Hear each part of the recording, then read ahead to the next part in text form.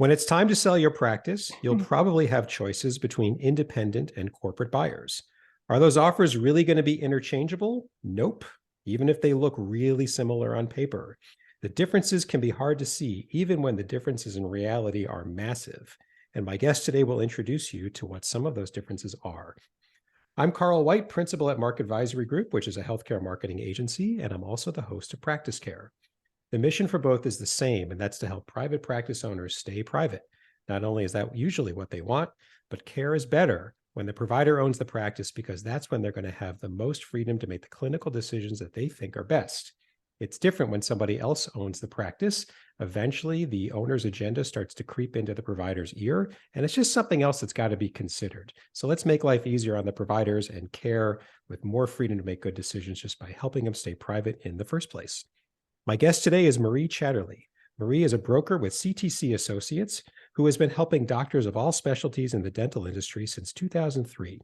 Marie's expertise is in practice transitions, including practice startups, practice sales, partnerships, associateships, team building, marketing, and practice management. Marie is a former president of the National Association of Practice Brokers and a member of the International Business Brokers Association. Marie, thank you for coming on Practice Care. Thank you so much for having me. This is a really neat topic. It's something that I think, well, not I think, I know, it's on anybody's mind if they're getting to the point where they're thinking about selling or they're starting to march down that path. And boy, if the saying the devil's in the details were ever true, it sounds like it's going to be for this topic as well. And I'm looking forward to getting into it. Let me start where I start with every guest, though. Your bio is brief. That's what I asked for. That's what I just read. Help us get to know you a bit better, fill in some of the gaps. How'd you get into this? Tell us about yourself. So my father actually started brokering practices in 1988. So as I grew up, I ended up helping out various dental practices with him and really loved the business side of dentistry. After I graduated from school with my undergrad, I started venturing more with him in the business side and eventually bought in with him as a partner brokering practices and bought him out when he retired. So you could say history in the dental industry has been pretty rich. I've got two brothers that are dentists. One's a general dentist, the other's an oral surgeon. I think my father has 7 cousins that are all dentists. Wow. And I've got a couple of cousins myself that are dentists. So it's seems to be a family business. And I've enjoyed working with my father up until his retirement, and transitioning in dentistry has been a lot of fun and has changed quite a bit, especially in the last 10 years. Yeah, I'll bet. I was going to ask you, sounds like a family business, but you said it. So you are surrounded, I think. Yes. Yeah. So we're here to talk about, corporate buyers versus independent buyers. What are the differences? What are some similarities? Before we get into that, just to make sure we're all thinking of it the same way, when you say corporate buyer, what do you mean? And when you say an independent buyer, what do you mean? So an independent buyer is typically one or sometimes two people that are purchasing a practice that this is the only practice that they will own. So they don't own any other practices. Maybe they did somewhere else and they're relocating and they've sold that practice and now they're purchasing a practice of which this will be their sole location. And it doesn't necessarily have to be one person. It could be more than one individual. Now, a corporate buyer, there are a lot of variations in what a corporate buyer is. A corporate buyer can be a large DSO group, and we have many that own practices nationwide. It could be a small group that owns a large number of practices within your state. And it could be a small group of individuals that are both dentists and non-dentists that own anywhere between 1 and 15 practices. And those groups, I would say, are a little bit more difficult to understand what their business model is when they've only owned maybe 1, 2, 3, 4, 5 practices up to 15. By the time you get a group that's has over 15 practices, they usually, I would say that's a pretty good size DSO for that marketplace. And then by the time they get over 50 practices and they're nationwide, those are some of the bigger DSOs. Sure. They are either backed by lenders or they're backed by investors. So there's a lot of differences in the way they get their money for acquisitions. And not all of them, I've yet to see a DSO or corporate owner that is alike. They all have very differences in their business model, debt and investment makeup, as well as the actual function of working with a selling doctor and what that looks like through the transition process, as well as after they acquire the business. Okay, so an independent buyer is the distinguishing difference between independent and corporate. It sounds like it's size and not so, but Well, size, and is it self-financing and only dental owners? Because there were a few Yeah, so different, an yeah. independent buyer typically is capped out on the number of practices they can purchase themselves with a lender. So most of the time, by the time they get to that third, fourth, and fifth practice, a majority of them are somewhat capped out. A lender gauges the risk of lending to that individual based on where they can actually perform dentistry, because the lender doesn't often see that an associate is any type of a help in limiting the risk. Okay. So once you get above 5 practices, usually you have to get money somewhere else. So it's not traditional lending. It's usually alternative lending or investment. Hmm. And so where that gray area is between being an independent buyer and now some type of a corporate buyer, I would argue is the total business plan of how many practices you own. The minute you start owning 3, 4, 5, 6 practices, I still am going to put you in the category of some type of a corporately owned practice, because that's your business model, is to own practices, not be practicing dentistry and having associates work for you. But that definitely is a very different type of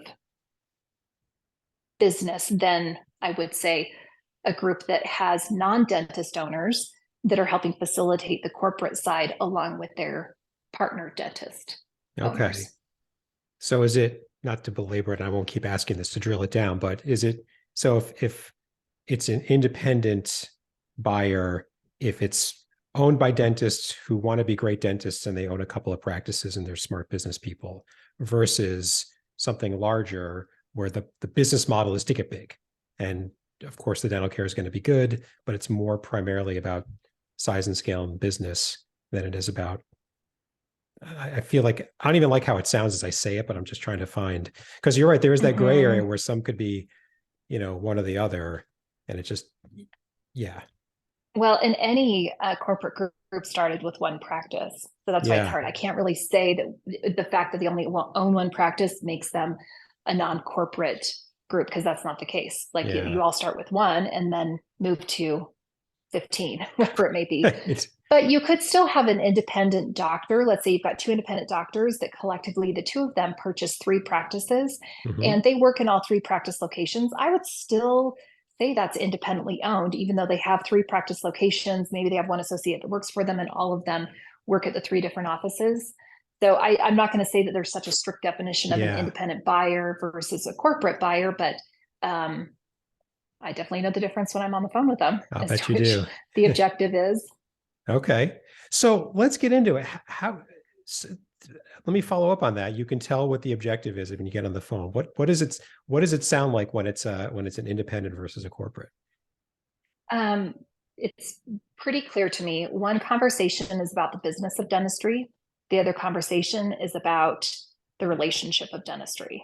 So I can have individuals that are in dental school, and all I'm doing is having a conversation about the business of dentistry and what that looks like for them, their game plan to own multiple practices, have employees work for them. So that's a very different conversation than somebody who's calling me saying, I want to acquire practice, and this is what I want it to look like and feel like as a practice owner working with the staff and the patients. So it's, to me, it's obviously 2 very different conversations. I Yeah. don't think a lot of buyers realize that it's so distinct on my end as far as who I'm talking to and what their objective is in acquiring a practice. So But I there's don't get a probably corporate group that calls that has a conversation about, yeah, look the and look and feel. feel of a practice. Interesting. Interesting. Okay. So now let's get ourselves for our topic here into the mind of somebody who's thinking of selling. And they've made it known and they're starting to get inquiries from buyers that are both corporate looking buyers and independent looking buyers. How do you compare them? And you're advising them. How do you compare them? Pros and cons of each one. So I'm going to just give you a couple of simple tools that your listeners can use, because I think that's probably the best Okay. here in our brief conversation. Is now I have individuals that are looking at selling to DSOs in all stages of their career, in their 30s, 40s, 50s, and 60s. So this is going to be applicable regardless of what age group you fall in and what you view as your plan for selling, transitioning, or even future retirement. So the first thing that you have to do is look at what the financial opportunity is that will be with the corporate group versus an independent group. And so let me give you a couple simple things to look at. Now, we use a term which you will become familiar with if you're discussing anything with a DSO or corporate group, which is EBITDA. So that is Yes. earnings before taxes, interest, depreciation, amortization. So when you have this dollar amount, this is the hardest thing in dentistry, is essentially they're asking what your full take home is. So you take all of your overhead and expenses of the practice, and what everything is left over is what your essential net is, your net profit of the practice. There's a misunderstanding often that people think that's their EBITDA number. That is not. You have to now subtract what it would cost to have an associate doctor in place to do the work that you're doing. And you have to reduce that from your net. So that's why when you get Why? well, because you're a functioning business. A functioning business doesn't function without a dentist in place. That's true. So you But even have to if you're pay the paying dentist, and that has to. but if you're paying You yourself, take you wouldn't take out what you're paying yourself. and you So put we'll make back this in? simple. I got We'll you. make it simple. Okay. You collect $1 million to own and operate the practice. Let's say you have to spend $500,000. That's for staff salary, rent, all of those types of things equals 500,000. Okay. So the amount left over is another 500,000, of which you may choose to have a lot of discretionary expenses roll through the practice to benefit on taxes that come out of that. And maybe you are only seeing 250, 300,000 in actual income of that. So not a big deal, but the 500,000 is what that net is. So if I am going to hire an associate doctor to replace you, I've got to pay them, let's say, I mean, the averages are all over the place. They're anywhere from 25 to 35% of adjusted net production. Let's just say it's 30% of adjusted net production, and that's of just doctor production, not hygiene. So you have to subtract that out, and it's the amount left over that is your EBITDA. Mm-hmm. And that number is pretty important. And it's interesting, even when you have different DSOs calculate the number for you, because they'll calculate it for you, but they're calculating and implementing their spending tools within what your business looks like. So if they pay the associates 25% versus 32%, they're calculating that back in for associate comp. Mm-hmm. If they have to use a certain marketing, let's say, program, and it costs a certain dollar amount, they're adding that back in as well. So the EBITDA values can differ quite a bit depending on the corporate group you're talking to, not because somebody's making a mistake, but because they have different programs in place and costs associated with those programs to function once they acquire your practice. Okay. So if you're looking to entertain offers from multiple DSOs versus independent buyers, the first thing you have to do is find out what that dollar amount is, because that'll at least allow you to compare apples to apples with a comparison opportunity. Okay. The second thing you have to do is take the price that they're paying you in cash. And this is, I think, my simplest example is that, let's say that practice that's collecting $1 million, let's say it's an amazing practice and an independent person might likely pay 800,000 for it. Okay. Well, let's say the DSO comes in and they're willing to pay $1 million for a practice that collects $1 million, but they're only going to give you 60,000 or 600,000 cash at close. Okay. So the 600,000 cash at close is really the money you can guarantee in the transaction. The other 400,000 is likely divided amongst a bunch of other categories, whether they be some management stock, so some stock that you're purchasing in their main parent corporation, or it could be bonuses that you're being given over 3 to 5 years of working back as an associate, and you have to reach certain production goals in order to make those bonuses. But the cash they're giving you is kind of the guaranteed. The rest of that 400,000, I would say you have to view that as an investment, and all investments have risk associated with them. So now that we've been transitioning practices with DSOs and corporate groups for long enough, in the last 10 years, we have seen that some people have received their bonuses, some people have not received their bonuses, some people have been fired before they got their bonuses. Oh my God. Or, yeah, fairly common, surprisingly. So, or they have had to close that practice because it wasn't meeting their goals and merge it with another location. And now that practice doesn't exist anymore. So therefore, any equity associated with that practice is no longer there. Wow. So you have to view it for what it really is. I think there is this notion, and this is the most common thing I will have individuals say when they call to me, is I'm afraid I'm missing out. And that hurts me when they're afraid they're missing out on some big, like, millions and millions and millions, because they hear about this promised future equity event that could potentially be a ton of money. Right. And sometimes that comes to fruition and sometimes it doesn't. And so in my mind, the cash you're getting at close has to feel comfortable for you, that you felt like you got a fair deal, and that everything extra is just a bonus and a blessing, and that you really did want to be a part of this DSO group. Like, So this is what you wanted for you're your kind of career. saying to them, look, I know they're selling you $1 million, but you should consider the purchase price as 600,000 because you don't know if you're getting Yeah. another penny.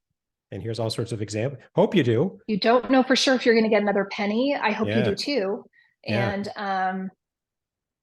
And some people do and some people don't. I think that's the reality of it, is sometimes Yeah. you get um that promised amount. Sometimes it's not in the date that they describe, and there's a lot of reasons for that. If they have a handful of practices that are not performing well, that they've got to get them off their books in some regard by closing, merging, or selling them, they may delay that equity event because they want their portfolio to look as amazing as possible before they do that. Yes. And so I've got some clients that were promised it at 2 years and didn't receive it for 5 years, or were promised it at a certain event and it was delayed quite a bit. So you also have to realize that associated with this investment part, which is a risk, there's going to be ups and downs with it. You can't predict what the total company is going to do, what the full portfolio is going to look like down the road.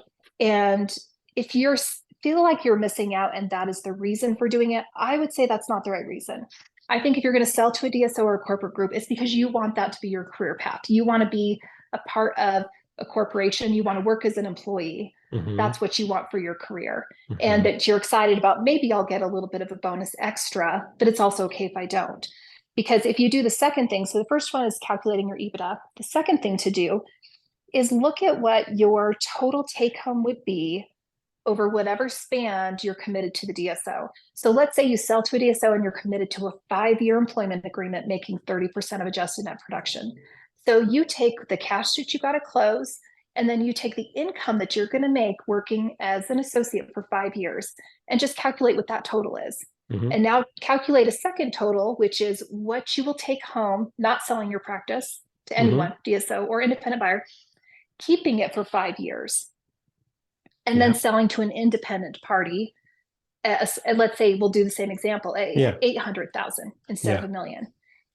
I would have to say, when I do these two simple calculations, it doesn't take me long to do. I can do this in a very short complimentary consultation with somebody where we do all the calculations. 90% of the time, you make more money staying an owner of your practice for 5 years and selling to an independent than you do working as an associate and selling for, the 600,000 with the bonus of the 400,000 or potentially extra bonuses. Most of the time, that DSO cannot pay you enough to forego the losses of not being the owner for 5 years. That's why I feel like your desire to sell to a corporate group or DSO has to be that you want that to be your career path. Because what happens is most people, and this is becoming pretty consistent with my clients, people can tolerate working for somebody that's not ideal for 3 years. For whatever reason, that's like the mental cap. That's when most people get fired from a DSO. It's like they ran its course and they do not care what bonuses they're going to forego. They can't work another day. And it's usually a 3. So I would say, if you...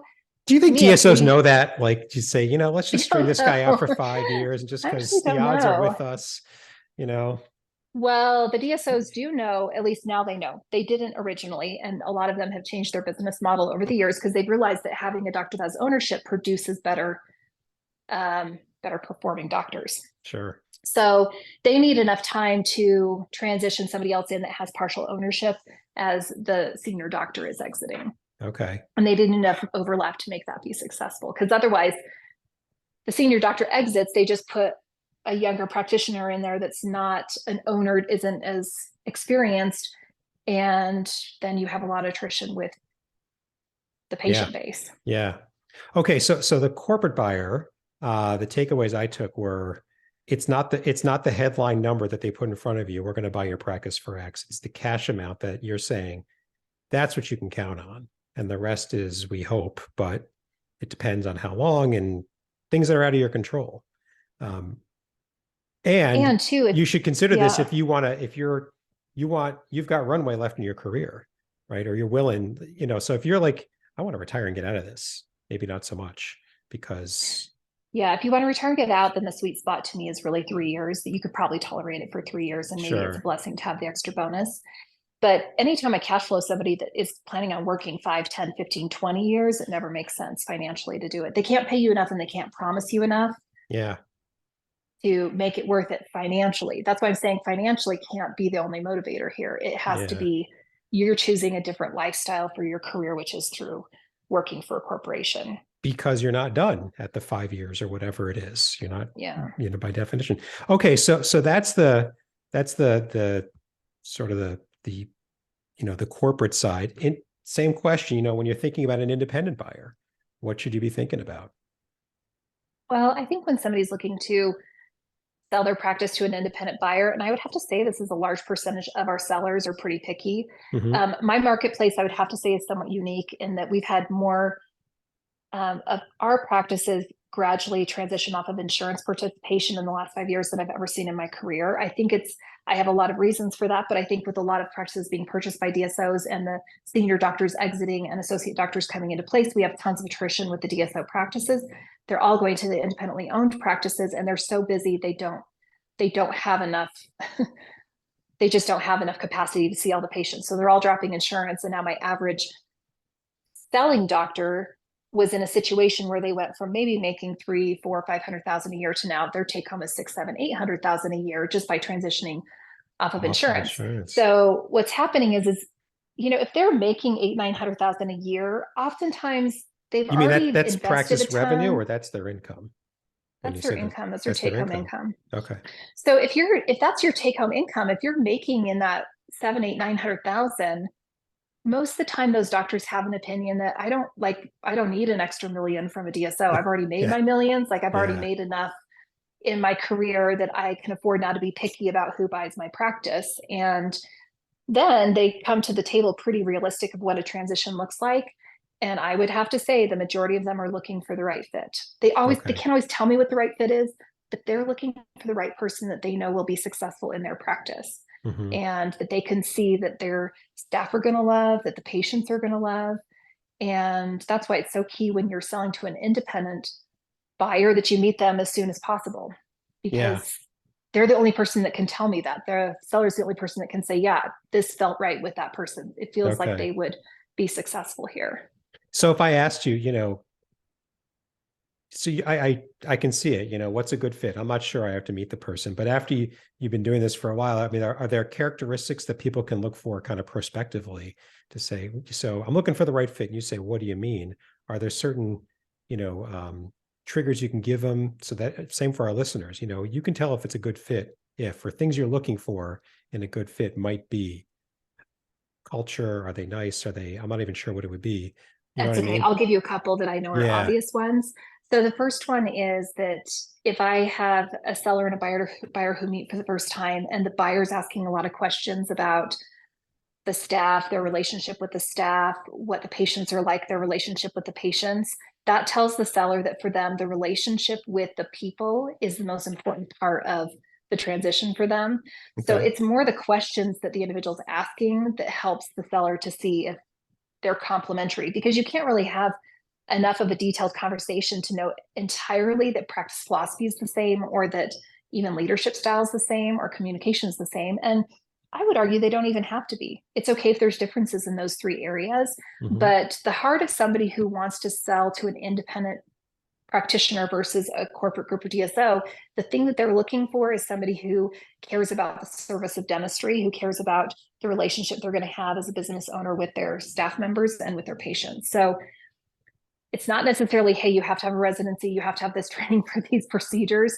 Some of that kind of gets thrown out the window when they meet somebody and they feel like, no, this person talks the way we talk about like our practice, and about how we approach staff members, how we have built a relationship with our staff members, how we would transition the relationship of the patients over to them. It's more in the questioning of what the buyer's interested in talking about that lets the seller know if they're on the same page. Got it. Okay.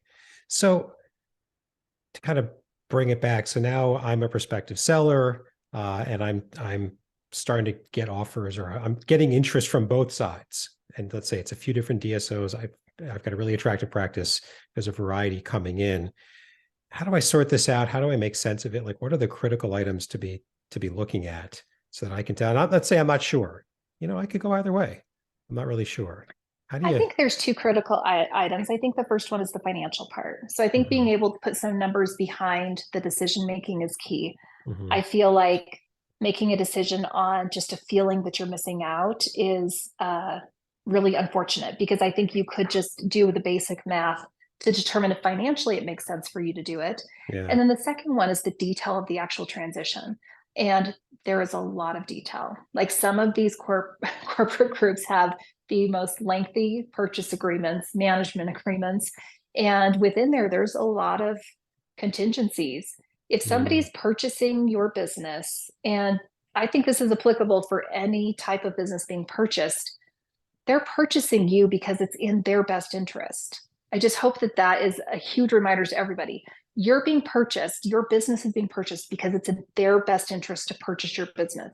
So all of the details surrounding the transaction also need to make sense for them and be in their best interest.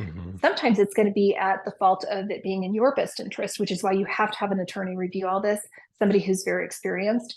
If you have an experienced attorney and CPA and broker, people that have done a lot of transactions with DSOs, I would argue most of those that are super experienced are going to have a lot of pauses throughout the review process saying, are you sure you want to do this? I want you to read this section. I want you to see that this bonus is contingent upon A, B, C, and D, whether you're in the practice or out of the practice.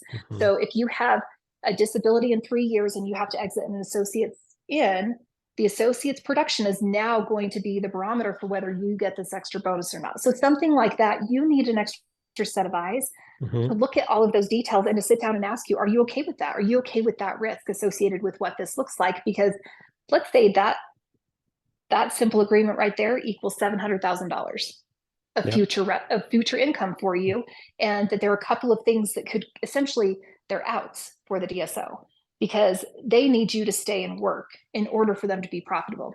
They need you to stay continuing making that same dollar amount. So let's say you're making 2.5 million. They need you to continue to make 2.5 million or more for the next 5 years for them to make it worth it for them to purchase your practice. So if something happens and you can't do that, you get fired, you have a disability, death, whatever it may be, they need to have an out that protects them financially from that remaining 700,000 that's owed to you, or maybe it's a couple million that's owed to you. It's all over the place, but whatever the extra amount that's owed to you, they also need an out that if your practice becomes the lowest performer and they have to close your practice or merge it, that they can save essentially their acquisition costs in it.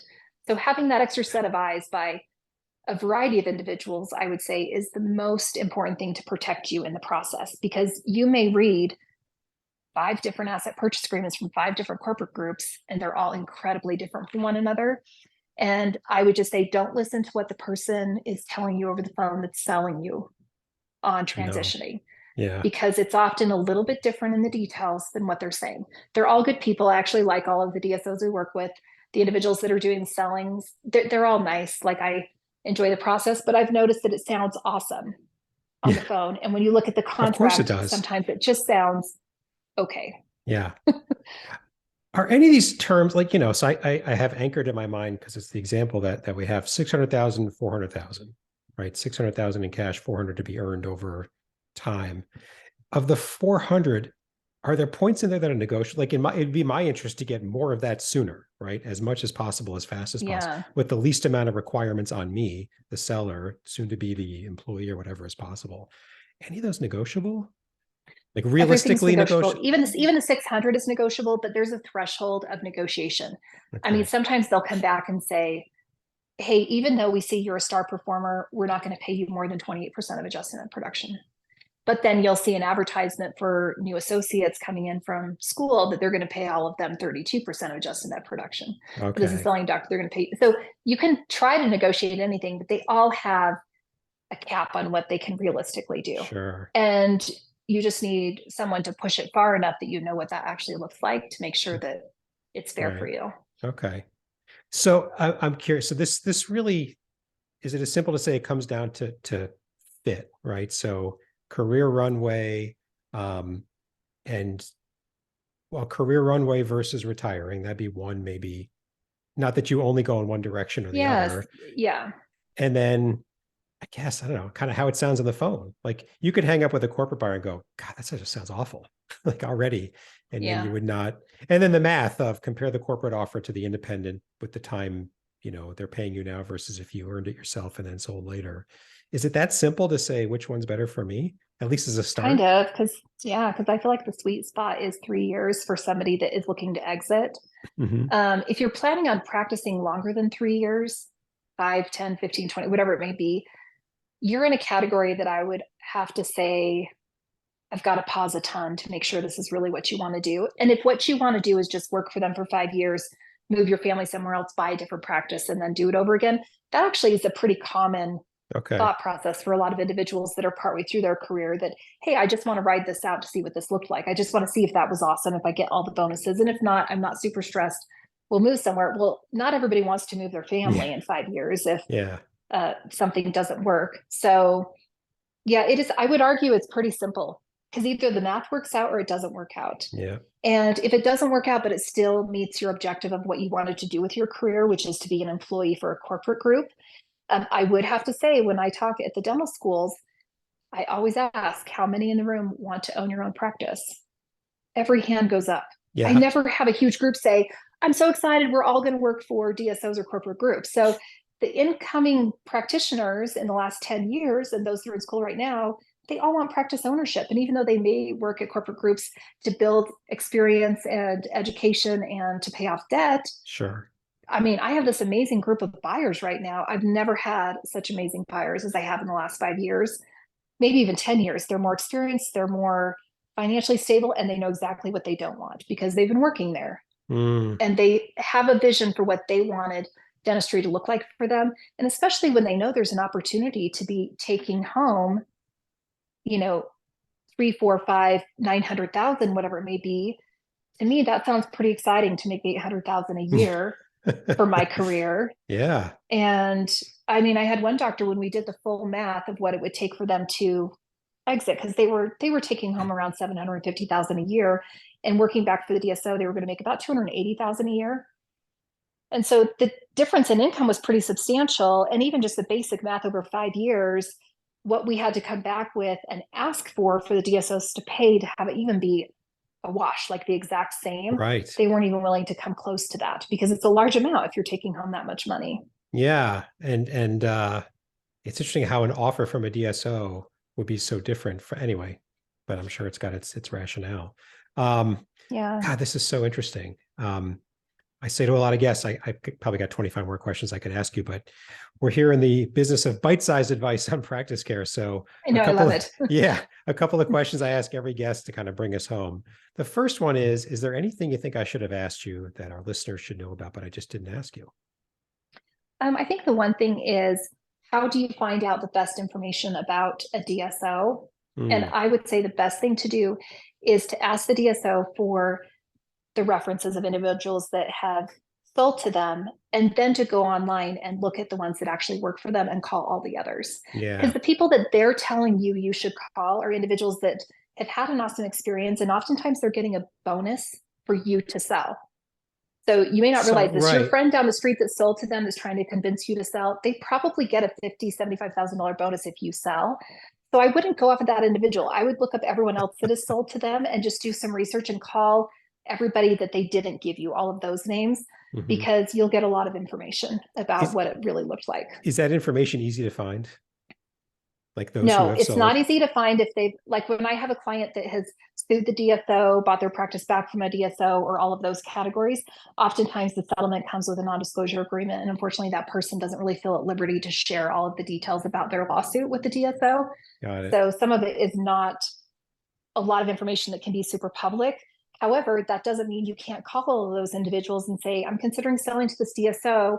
I had heard that you sold to them. I just want to know what your experience is. And if they want to say, it wasn't great, I Yeah. sued them and I'm bound by an NDA, guess what? That might be all Yeah, the there it information is. you need to know from them anyway. Yeah. So, but I think getting information from the people that sold that they're not giving you those names is the number one place to go for Yeah. information.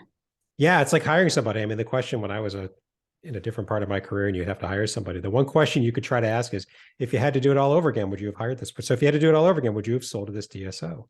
Yeah, I Yeah, I like think that. so. Is there anything you would have changed? Well, all you have to listen to is a pause or any kind of hesitation. You're like, all right, I Yeah, I just love learned that. something. Yeah. Would you do it again? Um, Yeah. so that's one question. So the other question I ask is, all right, so we've caught somebody's attention who's listening and they've been thinking about this and they just don't know where to start.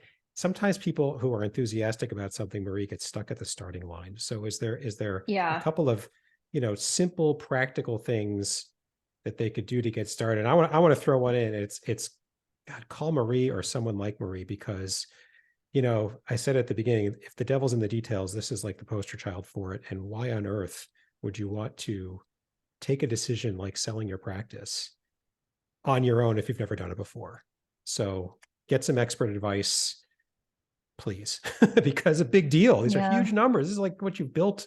You're making a big life change, either to retire, massive switch. You're smart, I get it, but you've never done this before. So bring in some experts. So I'm going to say that's the first thing. What would you add? Well, and I would say like I mean, having an expert assist you, a lot of people feel like, well, I don't want the brokerage fees associated with that, but guess what? I want to help you sell your practice to an independent person Times in 10 10 years. for the mistakes you're going to make.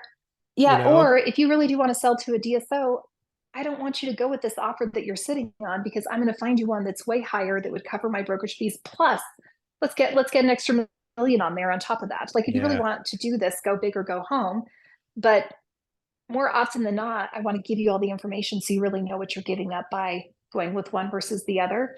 So I love this. We do complimentary consultations, especially with the initial information I just discussed. It's not a ton of time for me to help you calculate your EBITDA and for me to help you get the details of what the two financial pictures look like over 3, 5, 7, 10, 15 years, whatever it may be.